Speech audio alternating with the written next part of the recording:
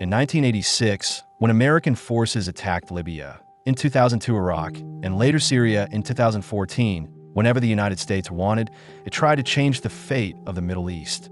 But there is one country that has not come under their control for decades: Iran. Even today, the US and Israel are trying to find cracks in Iran's fortress. But that will not be easy. History has witnessed that for the last 600 years, not even 1 inch of Iran's borders has moved from its place. Whether the invaders were Romans, Arabs, Turks, Russians, or even the British Empire, Iran has repeatedly proven that it has the strength to withstand even the biggest attacks.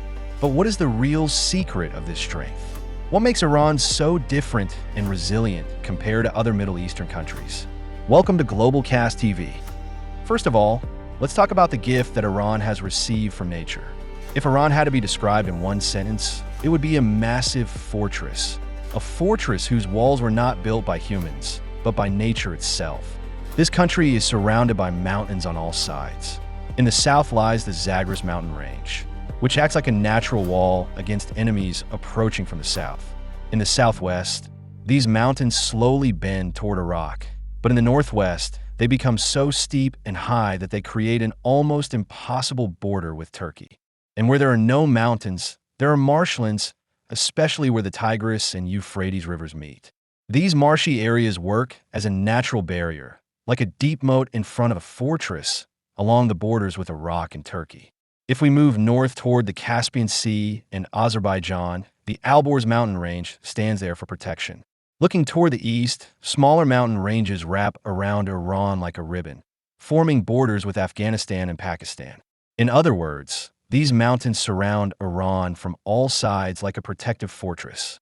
And in the south, the Persian Gulf becomes the final wall of this fortress. If anyone tries to invade from the Persian Gulf, they would face mountains up to 1.5 kilometers high, stretching nearly 250 kilometers inland. Geographical location plays a crucial role in conquering any country. Similar natural mountain barriers have protected Afghanistan for centuries, whether the enemy was the Soviet Union or the United States. In the same way, these mountains have been extremely important for Iran's security. That is why every attempt to conquer Iran over the past centuries has failed. Inside Iran, there are also 2 massive deserts, Dashti Kavr and Dashti Lut. These areas are so barren that most people are forced to live in the mountainous regions. Out of Iran's total population of about 90 million, the majority lives in these mountain areas. This is why it has always been extremely difficult for any foreign army to enter Iran and control it. Invaders coming by land would face logistical challenges, supply line problems, narrow routes, and harsh weather conditions. But there is another side to the story. The same mountains that protect Iran also limit its expansion. Whenever Iran tried to move westward in history, these mountains became obstacles for Iran itself. That is why Iran often does not fight direct wars to maintain influence in the west and south. Instead, it has built a network of Shia proxy groups such as Hezbollah in Lebanon, the Houthis in Yemen, Islamic resistance groups in Iraq, and Hamas and Islamic Jihad in Palestine. Now, let's move to the Strait of Hormuz. As mentioned before, the Strait of Hormuz has tremendous strategic value for Iran. The entire northern coast of the Persian Gulf belongs to Iran, while the southern side is shared by 7 countries: Iraq, Kuwait, Saudi Arabia, Bahrain, Qatar, the UAE, and Oman. The entrance to the Persian Gulf is called the Strait of Hormuz. On the northern side of this strait lies Iran's coastline, while on the south lies a small part of Oman. Because of the V-shaped geography on Iran's side, Iran can control this region from 3 directions. The southern side, controlled by Oman, is narrow and pointed, with difficult mountainous terrain. This makes it relatively easy for Iran to block the Strait of Hormuz if it chooses to. Iran is clearly warned that if any hostile ship moves toward the strait, it could be destroyed. This means Iran could pressure not just Gulf countries, but the entire world. That is because around 20% of the world's oil and 90% of Qatar's LNG passes through the Strait of Hormuz. Nearly 5% of the global economy depends on it.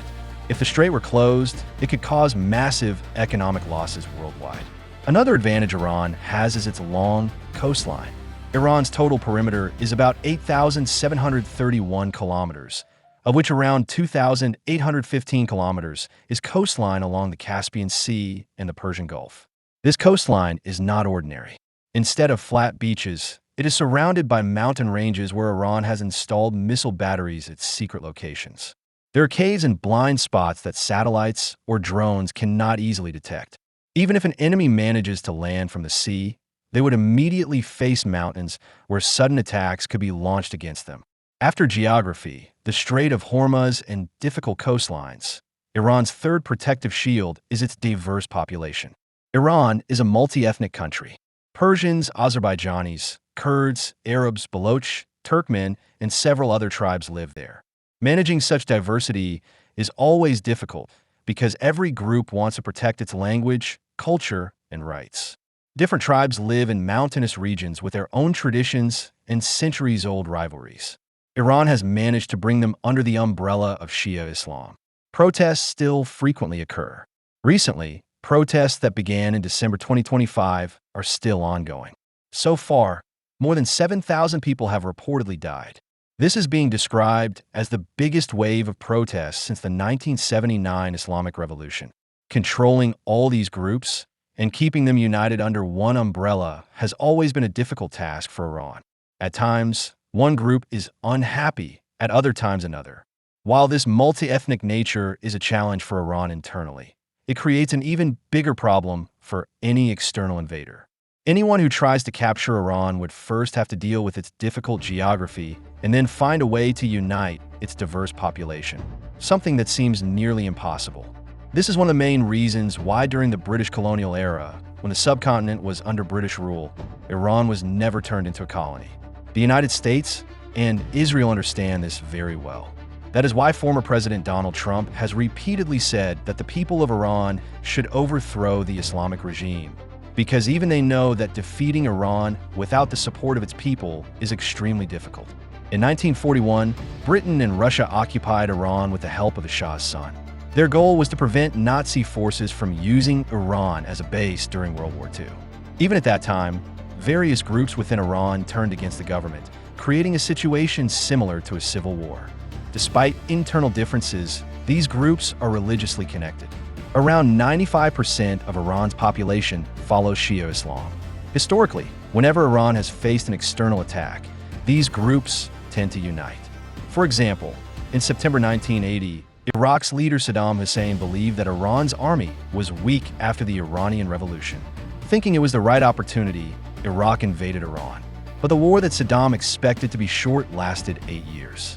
Iraqi forces initially advanced deep into Iranian territory, but within 2 years, Iran reclaimed its land.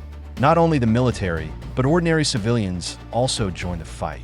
Saddam had hoped that Iran's Arab population would side with Iraq, and that internal conflicts would break Iran apart.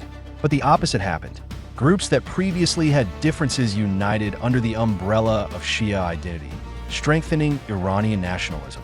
After 8 years of war and nearly 1 million casualties, Iraq eventually had to withdraw without gaining even a single inch of Iranian land.